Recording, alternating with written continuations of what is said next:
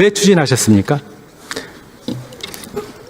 지금 저 표를 다 보여주셨는데요. 네. 아까 말씀드린 것처럼 윤석열 정부가 출범할 때는 글로벌 복합 위기 상황이었다. 위기 상황이었습니다.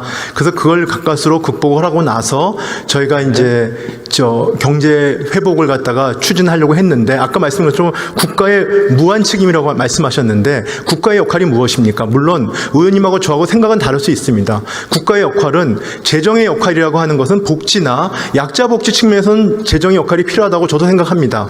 그렇지만 지금 우리가 저성장이 되고 성장 잠재력이 떨어지는 것이 과연 국가가 역할을 못해서입니까?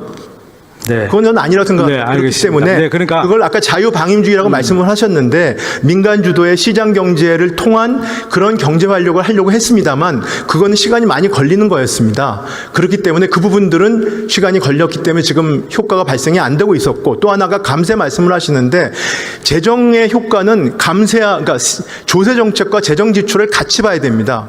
재정 지출 측면에서는 어느 정부보다도 약자 복지를 했습니다.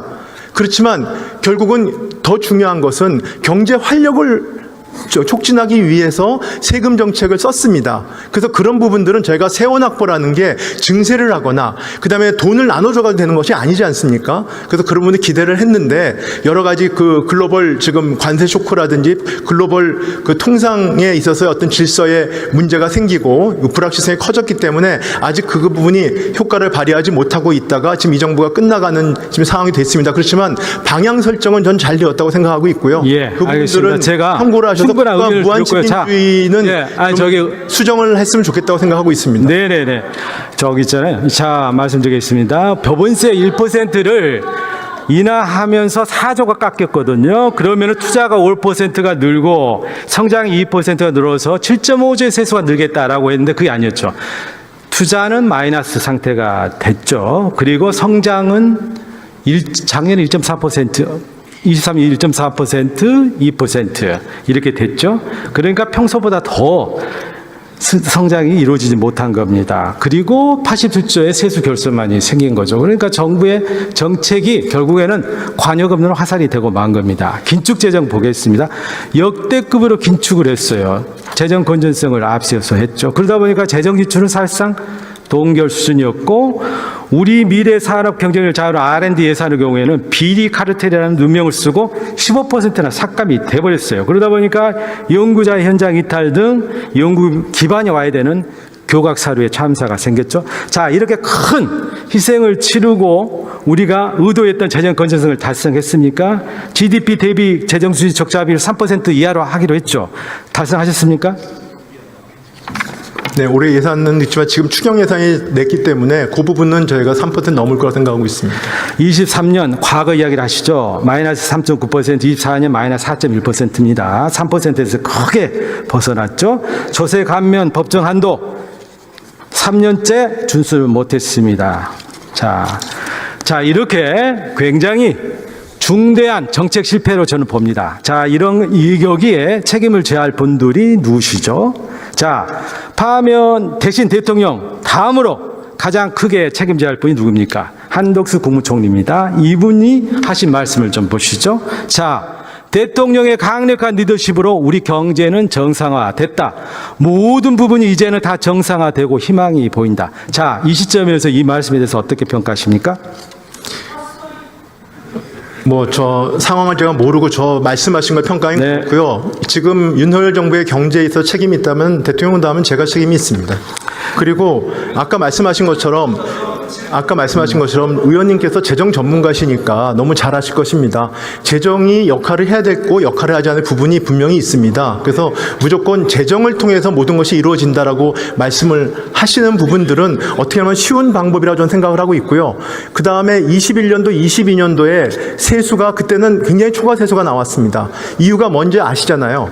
자산 시장이 생각보다 과열이 됐고 오히려 그것도 정상은 아닙니다. 결국은 그런 부분들에 저희가 좀 과거 2년 저희 정부의 2년 동안에 세수의 잘 문제, 알겠습니다. 재정의 문제는 우리 부총리께서는 계속 변명적으로 하고 계시는데 중요한 것은 지금의 상황이고 국민들이 겪고 계시는 고통이죠. 이 부분에서 우리가 모든 문제의 출발을 좀 해야 된다 생각이 됩니다.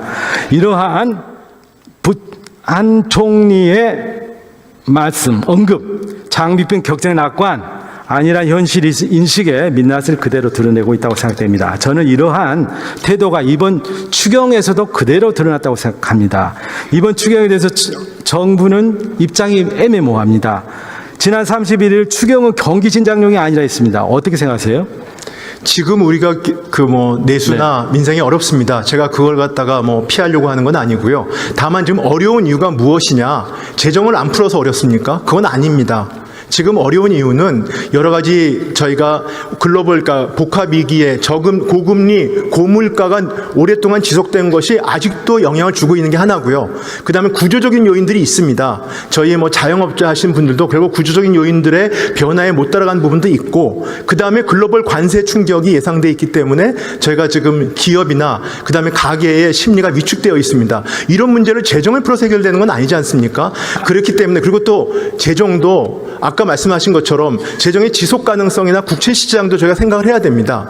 그러려면 그 재정의 규모와 그다음에 어떻게 말하면 지금은 중요한 게 속도잖아요. 속도지 않습니까? 상반기 안에 빨리 집행이 돼야 되기 때문에 그런 여러 가지 고려했을 때 저희가 생각하는 적정 규모는 한 12조 정도 된다라고 생각을 하고 있습니다. 네, 그러면 급한 추경을 왜 이제 제출하셨습니까? 뒷북 추경 아닙니까?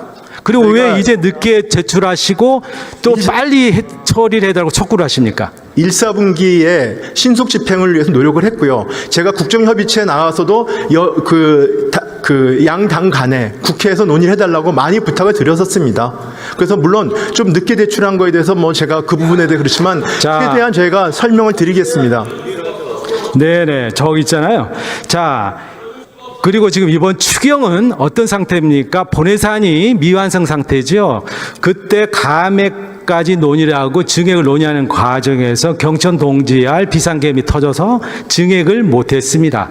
그래서 그래서 전국 상황이 정상화되는 대로 추경을 통해서 국회에서 담아야 될 예산을 집어넣어야 되죠. 그 예산이 바로 산불 예산입니다. 헬기 구입 예산, 그리고 또 AI 인프라 지원, 산업 지원 예산이죠. 그것을 빨리 담았어야 했죠. 그럼 빨리 있지 않습니까? 추경을 실시를 해서 연초부터 빨리 집행을 했어야 되지 않겠습니까? 왜 그런데 이제 가져오셨어요? 글쎄 재정 전문가시니까 지금 그렇게 말씀하시는 부분이 약간 그분의 말씀에도 모순이 있다는 걸 본인이 너무 잘 아실 것 같은데요. 네. 왜냐하면 어차피 재정이라고 하는 건 제가 예산이 통과되면 1사분기에 집행을 최대한 하고 그다음에 필요성이 있는 걸 판단을 해서 추경을 제출하는 게 맞는 거 아니겠습니까? 그렇죠. 자, 그랬으면은 추경 집행이 있지 않습니까? 네. 1사분기 이번에 있지 않습니까? 제대로 집행하셨어요? 네, 신속 집행이 작년보다 많이 집행했습니다. 2월 달까지는 좀 진도가 늦었는데 그건 아닙니다. 2월까지 3월 달까지 쳐서는 그렇지 않습니다. 2월 숫자를 가지고 이야기하셨어요. 3월 네, 3월 숫자를 저희가 보고를 드리겠습니다. 네, 그리고 이왕에 있지 않 제가 좀 말씀 좀 더 할게요. 자, 추경 규모의 이제 적정성입니다. 12조. 이거 적정하다고 생각하십니까? 지금 우리 GDP 갭을 있지 않습니까? 0.5에서 1.3 이 정도까지 잡지 않습니까? 금년도 경제 성장률에 대한 전망치가 급추락을 하고 있기 때문에 그럼 이 정도의 GDP 갭을 메우려고 하면은 수경소에는 35조에서 140조가 됩니다. 저희 그러면 이번에 정부가 가지고 12조 아닙니까? 그러면은 시장에서 생각하는 120조 있지 않습니까? 10분의 1 정도 밖에 되지 않습니까? 않잖아요. 자, 그러면 이걸 가지고 시장에 있지 않습니까? 어느 정도 반응을 일으킬 수가 있겠어요?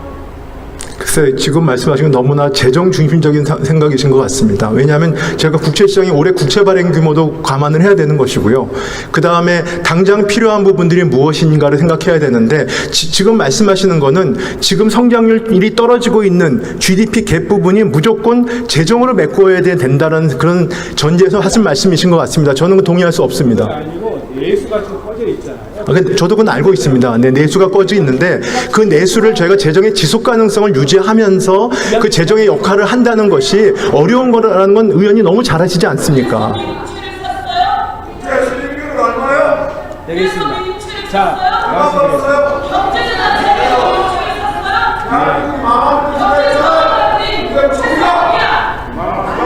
네, 알겠습니다. 예, 안도걸 의원님 정리해 주시기 바랍니다. 정리해 주시기 바랍니다. 잠깐만요. 지금 방청석에는 허영 의원님의 소개로 춘천 건병초등학교 학생들이 방청하고 있습니다. 장차 우리나라의 주역이 될 학생 여러분의 국회 방문을 환영합니다. 그리고 안도걸 의원님 정리해 주십시오.